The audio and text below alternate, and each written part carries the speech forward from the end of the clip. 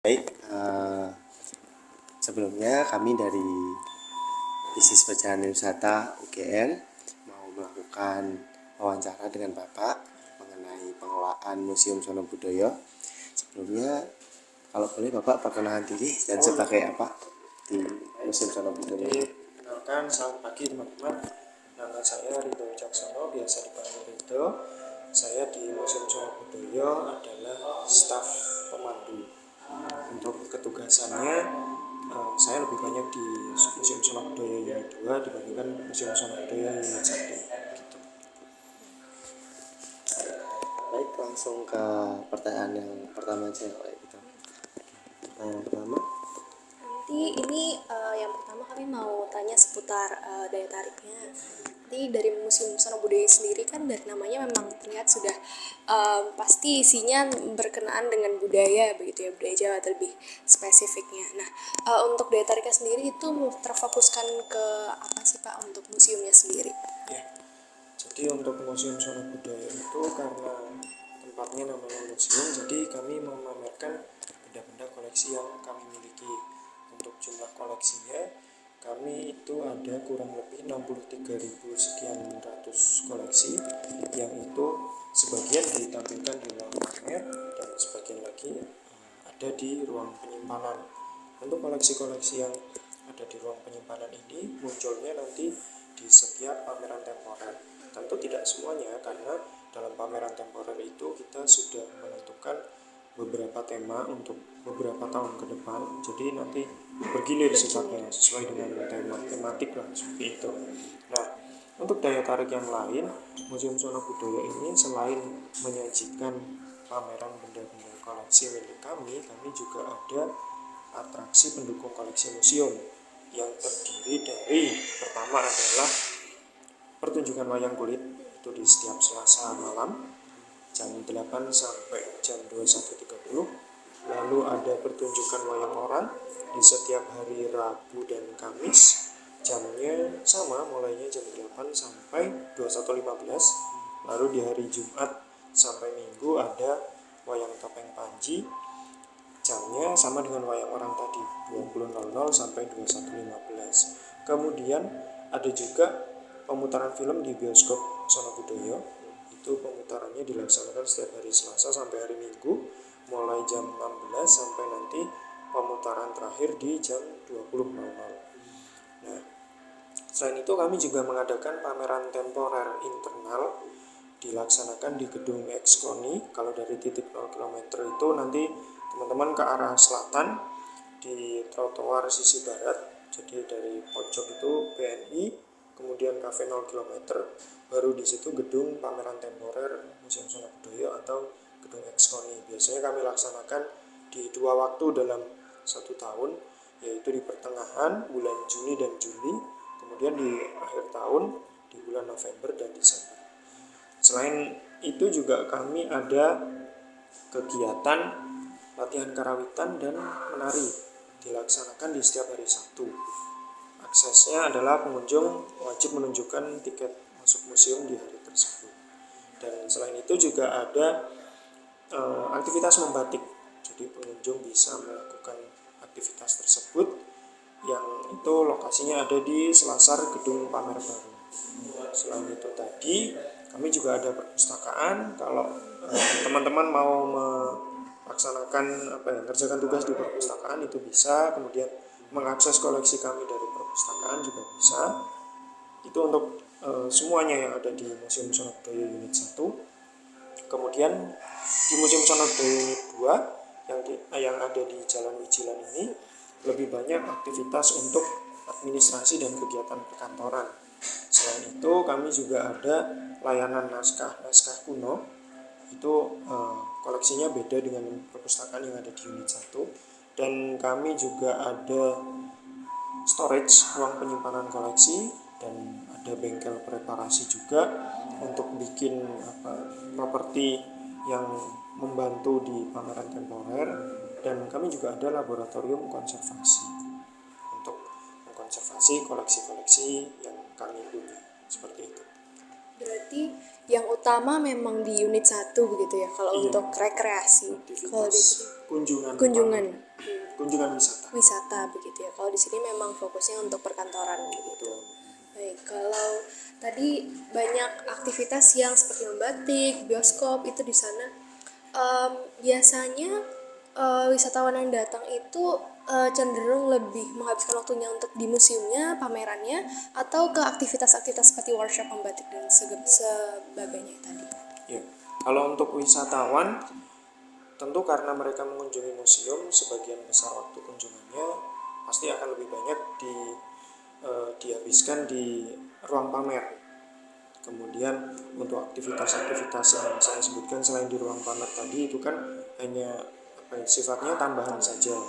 Jadi kami tidak hanya menyuguhkan pameran, jadi memajang benda-benda koleksi seperti itu, tidak hanya seperti itu, karena Museum Sono Budoyo saat ini tengah berusaha untuk mengikis secara perlahan-lahan anggapan bahwa museum itu kuno, museum itu tempat benda-benda bersejarah, museum itu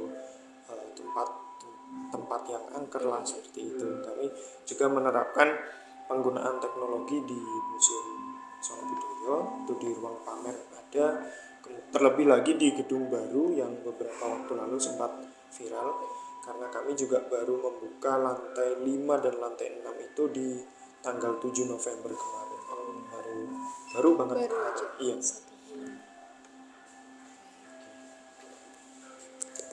Baik, selanjutnya tuh kami pengen menanyakan mengenai fasilitas-fasilitas yang menunjang kebutuhan wisatawan selama berkunjung ke sini. Nah, kan museum ini kan terkenal dengan kunjungan wisatawan yang cukup tinggi ya, karena kan sudah tertata dengan baik, terus banyak spot-spot estetik yang menarik wisatawan untuk berkunjung kan. Nah, apa saja sih fasilitas umum yang tersedia di Museum Sono Budoyo ini? Kalau di Museum Sono Budoyo, kita menyediakan fasilitas yang pertama adalah pemandu. Jadi pemandu itu sudah include ketika tamu membeli tiket, itu kita harga tiketnya itu sudah include dengan jasa pemandu. Namun kita juga tidak memaksa tamu-tamu yang akan berkeliling ke ruang pamer itu untuk didampingi pemandu. Jadi biasanya kami menanyakan dahulu kepada beliau-beliau yang datang apakah berkenan untuk didampingi pemandu atau niatnya untuk berkeliling di ruang pamer itu hanya tanpa didampingi pemandu. Kalau pun mereka tidak berkenan atau berkenan didampingi, tetap di awal kami jelaskan bagaimana aturan mainnya ketika nanti berkeliling di ruang pamer. Selain fasilitas pemandu, kami juga menyediakan fasilitas untuk rekan-rekan difabel berupa kursi roda, dan tidak hanya rekan-rekan difabel, sebenarnya ada juga rekan-rekan yang pengunjung yang sudah sepuh itu, sudah lansia, tapi semangatnya masih tetap tinggi untuk mengunjungi ruang pamer, itu bisa menggunakan kursi roda yang sudah kami sediakan. Kemudian ada juga fasilitas seperti toilet, kemudian kantin, itu bisa diakses di bagian belakang di dekat gerbang utara Museum Sono Budoyo, dekatnya perpustakaan, itu ada kantin di sana. Kemudian kami juga menyediakan fasilitas berupa ruang rapat, ruang auditorium namanya, dan itu bisa digunakan oleh beberapa instansi. Tentu untuk penggunaannya harus melalui izin bersurat seperti itu. Nah, untuk program publiknya kita membuka program magang dari biasanya sekolah menengah kejuruan dan juga dari instansi seperti universitas atau sekolah tinggi. Untuk yang di bagian pemanduan itu biasanya mengakomodasi dari prodi bahasa, kemudian pariwisata, lalu juga beberapa sempat ada dari prodi sejarah itu, tapi dia memang ingin passionnya itu di bidang kepemanduan, itu kita persilakan untuk magang di sana. Lalu ada juga gedung pameran temporer, itu bisa disewa kalau ada masyarakat yang ingin melaksanakan pameran di sana. Terus kemudian gedung bioskop Sono Budoyo itu juga bisa disewa. Lalu juga gedung Pendopo Timur yang biasanya digunakan untuk pagelaran wayang itu juga bisa disewa. Semua itu untuk sewa menyewa biasanya sama melalui surat. Apabila lokasinya jauh dengan kami dan memang sudah mengagendakan mau menyewa gedung tersebut, bisa dikirimkan melalui email sonobudoyomuseum@gmail.com. Mungkin untuk dari segi kamar mandi, terus ada tadi guide ya. Nah itu kan kadang suka terjadi lonjakan wisatawan gitu. Nah itu apakah pernah sih terjadi kayak kekurangan gitu, dari mulai biasanya jadi antri panjang atau nanti guide-nya kekurangan orang kayak gitu. Itu pernah nggak sih ngalamin kejadian-kejadian seperti itu? Kalau untuk antrian panjang di toilet sementara ini masih belum, karena kami ada beberapa lokasi toilet yang bisa diakses pengunjung untuk memecah antrian itu tadi. Dan kalau untuk kekurangan pemandu untuk mendampingi tamu itu kerap kali terjadi. Jadi kami menyiasatinya dengan cara apabila di situ sudah tidak tersedia lagi petugas untuk memandu tamu, maka belum kami tawarkan pada pengunjung, karena selain memandu kami juga bertanggung jawab terhadap keamanan dari koleksi tersebut. Mungkin meskipun meskipun fungsi utamanya adalah memandu, tapi kami juga turut mengawasi tamu-tamu yang hadir di situ, terutama sekali juga dari infrastruktur teknologi yang baru saja kami launching di gedung baru di lantai 5 dan 6 seperti itu. Lalu selanjutnya kan wisatawan ini kalau berkunjung ini kan biasanya suka lapar atau pengen cemilan atau minuman dingin kayak gitu, sebagai pemuas nafsu mereka lah ya, untuk keperluan makan dan minum. Nah itu di Museum Sona Budaya itu ada nggak sih kantin atau lokasi untuk bisa membeli makanan atau minuman gitu? Ya, kalau untuk kantin atau lokasi membeli makanan dan minuman, kita di unit 1 itu ada 2 titik. Jadi yang pertama itu di dekatnya tempat parkir yang di sisi timur. Itu ada warung kecil namanya Warung Sono Budoyo. Spesifiknya di sana memang menjual minuman. Dan satu lagi itu kantin ada di dekatnya gerbang yang sebelah utara. Kalau di sana itu menjual makanan juga, makan berat sih, makan berat itu. Sorry. Dan untuk fasilitas tersebut itu baru dibuka. Kalau untuk yang di Warung Sono Budoyo itu baru kemarin, kalau nggak salah launchingnya di tahun 2022. Nah, kalau untuk yang kantin di dekat gerbang utara itu baru di tahun ini. Sebagai tempat atau lokasi wisata yang cukup terkenal di Yogyakarta, nah itu ada nggak sih toko souvenir nih dari Museum Sono Budaya sendiri yang mungkin bertemakan dari beberapa koleksi-koleksi yang ada di museum ini gitu?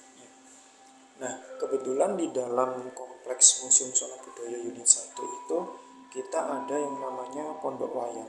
Jadi itu untuk pengunjung yang tertarik ingin membawa souvenir dari Museum Sono Budaya bisa menuju ke sana. Ada beberapa barang yang dijual di sana untuk wisatawan. Yang pertama adalah wayang kulit, kemudian yang kedua adalah beberapa topeng. Nah, pengunjung juga bisa praktek untuk mewarnai wayang sendiri dan menatah wayang sendiri di sana. Belajar caranya seperti apa sih gitu, experience untuk melakukan kegiatan pembuatan wayang kulit itu seperti itu. Pengunjung bisa melakukan itu di Pondok Wayang. Kan banyak wisatawan tuh sekarang, pada era-era sekarang tuh kan pasti gadget ya kalau untuk kemana-mana gitu, terutama untuk mengunjungi ke Museum Sono Budaya ini. Nah di Museum Sono Budaya ini menyediakan nggak sih akses internet gratis atau wifi gitu bagi pengunjung-pengunjung yang datang ke sana gitu? Untuk di Museum Sono Budoyo kami menyediakan internet wifi gratis gitu. Tapi ya lagi-lagi karena yang mengakses itu cukup banyak, jadi ya sempat beberapa kali mengalami bottleneck seperti itu. Jadi alangkah lebih baiknya kalau pengunjung itu sudah dia sudah prepare paket data sendiri gitu, menghindari aktivitas-aktivitas yang membuat si pengunjung ini kan tidak menutup kemungkinan dia nge-live gitu di Museum Sono Budoyo. Kemudian yang eh, cukup penting juga untuk saya sampaikan, di Museum Sono Budoyo ini bebas untuk berfoto, tapi tidak diperkenankan untuk menyalakan flash karena nanti flash itu akan menjadi residu di benda koleksi dan itu bisa merusak benda koleksinya gitu. Jadi kami memang agak ketat dalam penerapan aktivitas untuk mengabadikan momen tersebut gitu, supaya tidak mengganggu koleksi. Oke,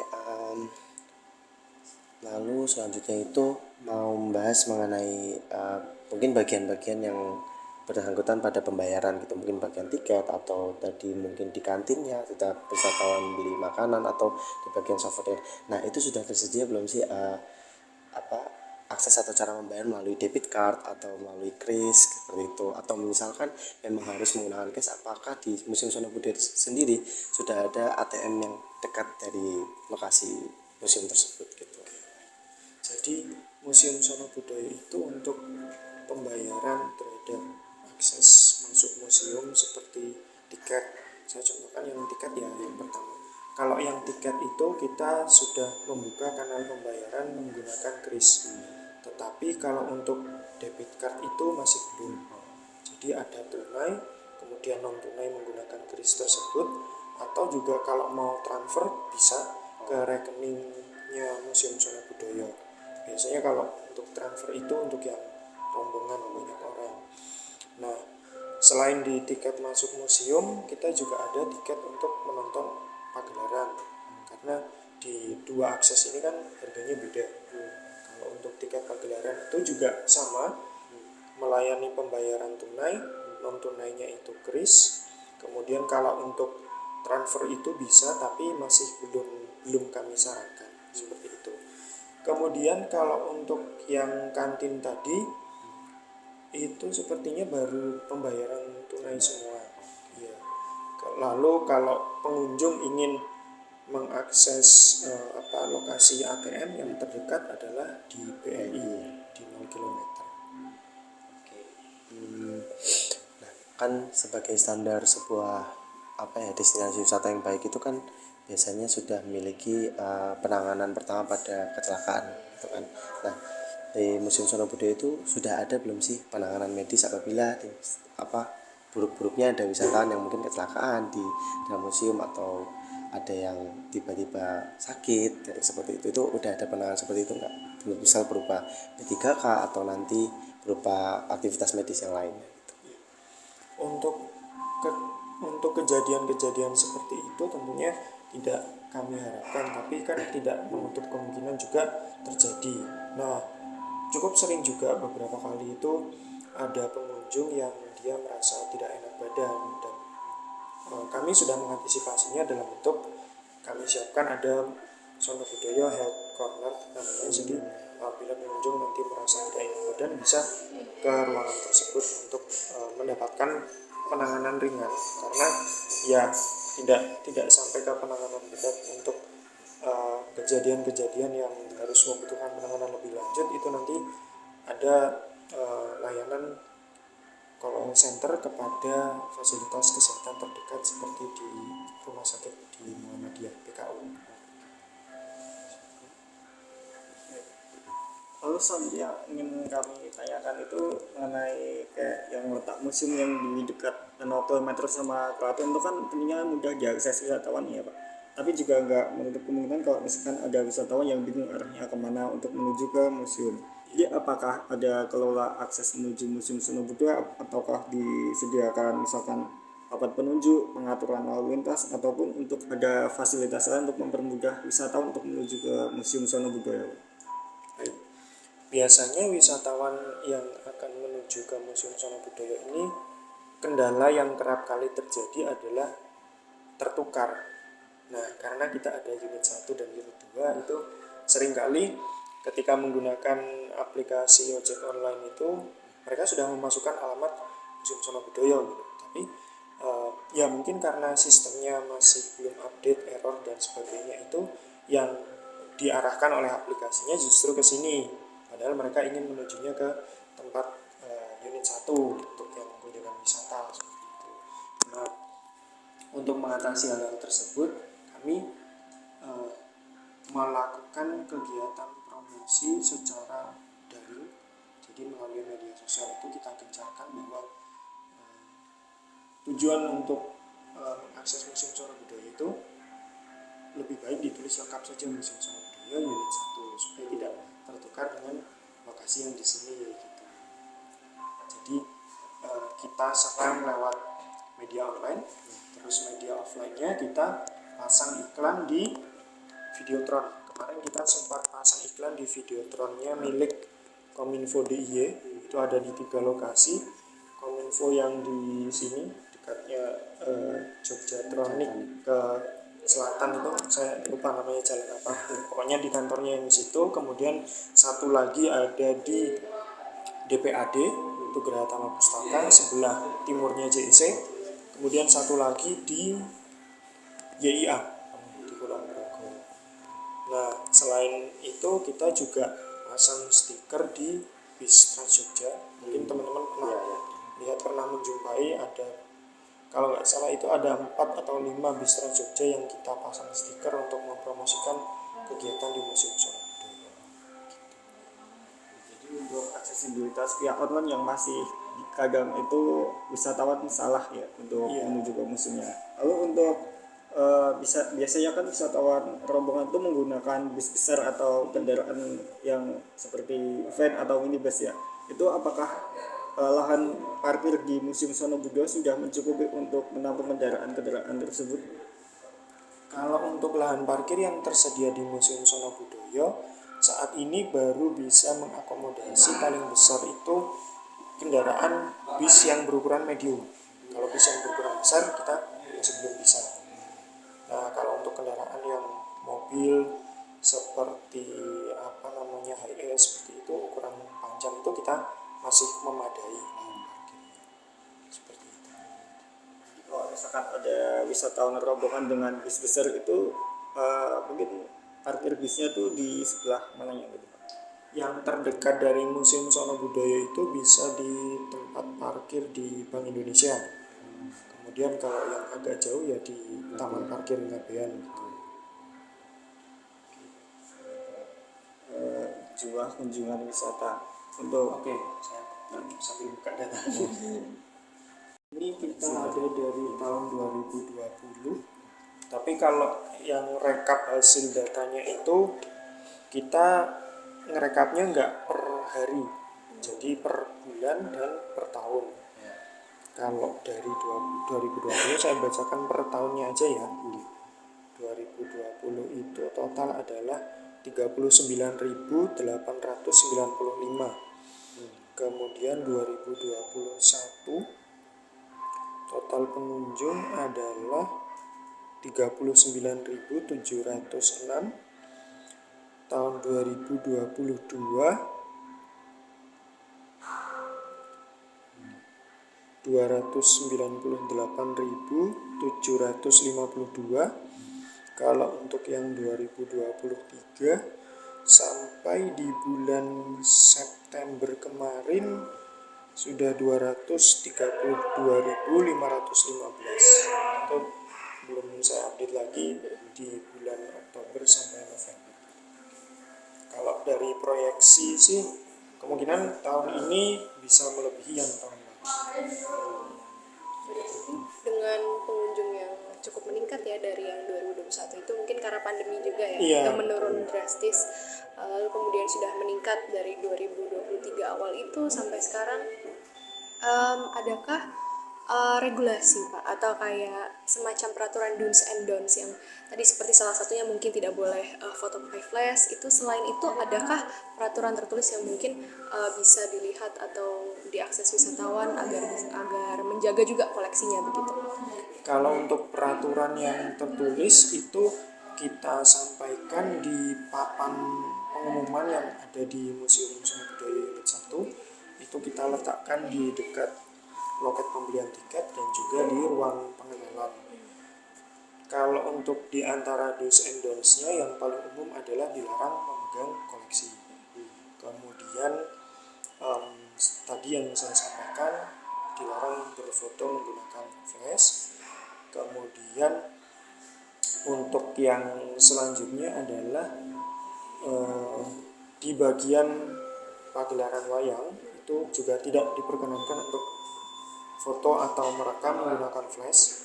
Kalau untuk merekam video tidak diperkenankan merekam secara keseluruhan pertunjukan.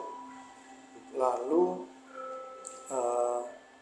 kalau untuk yang di pagelaran itu dimohon kepada pengunjung untuk mengaktifkan mode silent karena supaya menjaga kondusivitas juga dalam pelaksanaan pertunjukan. Dan untuk yang di ruang pamer, kita kembali lagi ke ruang pamer, itu pengunjung tidak diperkenankan membawa makanan dan minuman supaya nanti tidak terjadi hal-hal yang diinginkan terhadap koleksi kami. Lalu yang selanjutnya adalah menjaga kondusivitas seperti itu. Jadi biasanya pengunjung itu karakternya cukup unik. Di situ sudah kami letakkan papan peringatan bahwa tidak boleh mengakses ruang ini.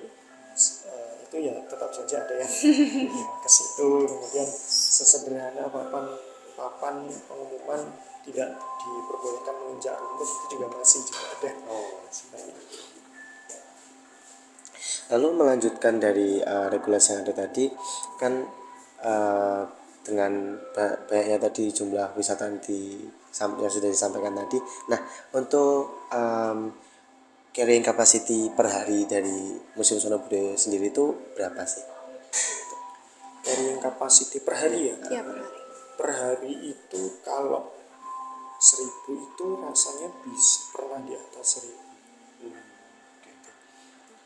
Terus untuk persentase dari wisatawan mancanegara dan wisatawan lokal itu banyak yang mana sih?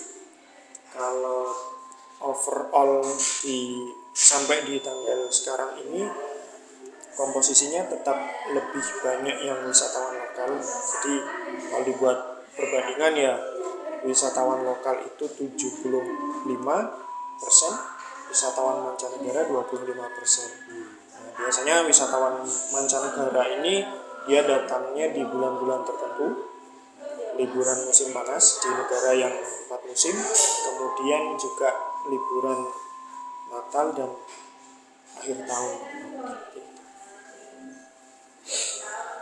Lalu yang terkait dengan perawatan museum Pak, untuk apakah sudah sejauh ini ada perubahan atau renovasi apa yang dilakukan Museum Sono Budaya untuk menjaga bangunan museum itu tetap bisa istilahnya Layak. layak kualitasnya itu. Untuk menjaga kualitas bangunan, karena beberapa bangunan di Museum Sono Budaya itu sudah ditetapkan sebagai cagar budaya, jadi tidak bisa sembarangan kalau mau melakukan renovasi, perbaikan, atau bahkan melakukan modifikasi. Tentu ada aturan-aturan yang harus kita ikuti, harus kita taati terkait dengan pelestarian cagar budaya tersebut. Jadi untuk perawatan, pengelolaan bangunannya lah, itu intinya kita sangat berhati-hati, sangat based on aturan. Dan kemudian untuk perawatan koleksinya kita menggunakan metode-metode konservasi koleksi yang secara ilmiah dan juga dikombinasikan dengan cara-cara tradisional juga, dengan cara melakukan konservasi menggunakan bahan-bahan tradisional seperti jeruk nipis, kemudian sabun lerak itu juga masih kami lakukan, dan di samping itu juga melakukan kegiatan konservasi secara saintifik tadi dikombinasikan dengan penggunaan teknologi. Seperti kami itu ada chamber. Jadi chamber itu dia gede itu ruangan. Kalau teman-teman pernah nonton filmnya Fast Furious yang bobol brankas di kantor polisi, mirip seperti itu alatnya. Jadi nanti kita masukkan koleksi ya kayak gini lah, mungkin gambarannya senjata seperti ini, kita masukkan ke dalam situ, itu kita vakum, tujuannya untuk membunuh dan meniadakan mikroorganisme yang mungkin sudah hidup di dalam situ. Kemudian telur-telurnya juga ikut mati sekalian, karena itu nanti akan dimasukkan zat-zat seperti nitrogen dan lain-lainnya untuk mengkonservasi jenis-jenis koleksi yang tertentu. Karena koleksi senjata dan koleksi naskah itu perlakuannya nanti akan berbeda ketika dia dimasukkan dalam chamber tersebut. Lalu untuk yang tadi sudah disampaikan terkait dengan untuk istilahnya mengenalkan wisatawan agar tidak salah lagi berkunjung ke museum dengan memasang videotron, terus memasang di livery Trans Jogja seperti itu. Apakah ada lagi mungkin kegiatan promosi yang dilakukan Museum Sono Budoyo? Ya, kalau untuk promosi seperti yang tadi saya sampaikan, kita serang dari dua arah, daring dan luring. Kita ada media sosial, kita ada 5 akun, Twitter, Facebook, YouTube, Instagram, TikTok. Kegiatan promosi kita lakukan di 5 akun itu. Lalu juga kita ada website. Di website ini mencakup banyak hal, mulai dari promosi mengenai kegiatan undangan menulis artikel. Jadi kami ada semacam kegiatan menulis artikel gitu yang diperuntukkan bagi masyarakat luas. Mereka bisa mengirimkan artikel untuk nanti kita kurasi dulu yang layak nanti ditampilkan ke web, kemudian nanti juga bisa mendapatkan honor dari penulisan artikel itu. Nah, kalau untuk yang media sosial itu sifatnya lebih fun sih, jadi kita berusaha mengikuti tren pembuatan konten seperti apa yang sekarang sedang hype. Jadi kita terapkan, tapi juga tentunya kita pilih cocok atau tidaknya itu diterapkan di akun Instagram yang mewakili sebuah institusi. Selanjutnya bahas mengenai tadi tiket tadi price atau harga yang harus dibayar wisatawan ketika berkunjung ke sini kan yang paling utama kan tiketnya. Nah, untuk harga tiketnya itu sendiri berapa? Lalu kan tadi disampaikan bahwa harga tiket itu sudah include atau sudah dimasukkan sebagai fee untuk guide gitu kan. Nah, selain itu tuh tiket itu tuh dialokasikan kemana, mungkin dari biaya perawatan kah, atau kebersihan, atau mungkin untuk income dari provinsi Jogja sendiri kayak gitu. Untuk tadi mengenai harga tiket, jadi dia untuk penetapan tarifnya kita sudah tetapkan mengikuti dengan peraturan perundang-undangan yang namanya adalah Pergub. Dalam hal ini karena Museum Sono Budoyo merupakan museum milik pemerintah daerah istimewa Yogyakarta yang itu di bawahnya Dinas Kebudayaan, dan Museum Sono Budoyo merupakan UPT dari Dinas Kebudayaan ini. Jadi untuk penetapannya kita nggak semena-mena menetapkan harganya segini, enggak. Jadi itu sudah sesuai dengan pergubnya, terbagi atas 5 kategori.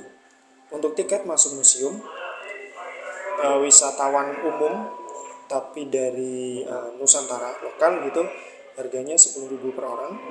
Kemudian untuk yang anak-anak masih di kategori lokal juga itu 5.000 per orang. Lalu untuk yang wisatawan mancanegara 20.000 per orang, baik yang dewasa maupun yang anak-anak. Untuk yang selanjutnya adalah di pagelaran wayang. Jadi untuk wisatawan lokal dewasa dan anak-anak itu 20.000, kemudian wisatawan mancanegaranya 50.000 per orang.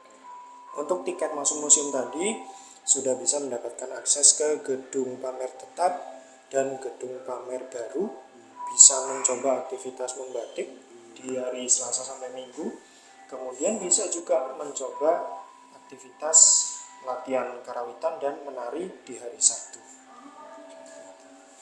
Berarti tadi Museum Seno Budaya itu di bawah UPT ya? Apa? Ya, Sana Budaya merupakan Sana UPT, UPT. di bawahnya Dinas Kebudayaan DIY. Berarti untuk struktur pengelolaannya sendiri itu seperti apa mungkin? Ya. Kalau boleh cerita. Kalau untuk struktur organisasinya kita itu ada kepala museum, kemudian di bawahnya kepala museum itu ada Kasubag Tata Usaha, ada kepala seksi koleksi konservasi dan dokumentasi, ada juga kepala seksi bimbingan informasi dan preparasi. Sorry, tadi yang belum terjawab adalah pengelolaan dari total penjualan tiket masuk itu nanti kita setor ke Badan Pengelola Keuangan dan Aset DIY. Untuk di sana nanti di-compile, karena kita juga ada target PAD, pendapatan asli daerah, itu harus tercapai dalam 1 tahun itu sekian gitu. Itu Museum Seno Budaya harus mencapai target itu. Nah, untuk nanti terkumpul 1 tahun itu berapa kita store ke sana. Kemudian untuk di kegiatan tahun depan kita membutuhkan apa aja, kita susun di rencana anggaran. Kita perlu untuk konservasi koleksi sekian, kemudian kita perlu untuk kegiatan promosi sekian, kita perlu untuk persiapan mengadakan pameran temporer sekian, dan macam-macam itu kita usulkan dulu. Nanti akan akan direview, kemudian akan dari hasil review itu nanti akan muncul disetujuinya itu sejumlah berapa untuk masing-masing kegiatan, seperti itu.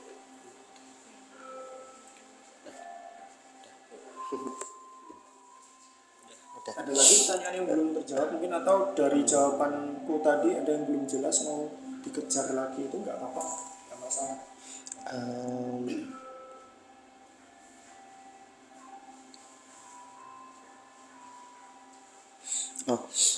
Ini kan Museum Seno Budaya ini kan lokasinya itu kan di pusat lah hitungannya kan ya, dekat dari Malioboro, Keraton, dan destinasi lainnya gitu. Nah, apa keuntungan dan kelebihannya letak strategis ini gitu? Ya, jadi kalau dibilang strategis, ya kita memang lokasinya sangat strategis di dekatnya 0 km. Keuntungan lokasinya itu adalah kita biasanya dilewati banyak siswa yang mereka itu biasanya parkirnya di taman parkir di gedung Bank Indonesia. Kemudian biasanya kan kunjungannya ke keraton, itu kan biasanya lewat di depan Museum Seno Budaya. Bisa saja nanti dari keraton mereka mampir dulu ke Museum Seno Budaya. Tetapi ada juga kerugiannya, karena memang di situ lokasinya agak tersembunyi gitu, jadi masih banyak juga wisatawan yang belum aware kalau di situ tuh ada museum gitu. Ya, salah satu cara untuk mengatasi hal tersebut kita gencarkan promosi di online.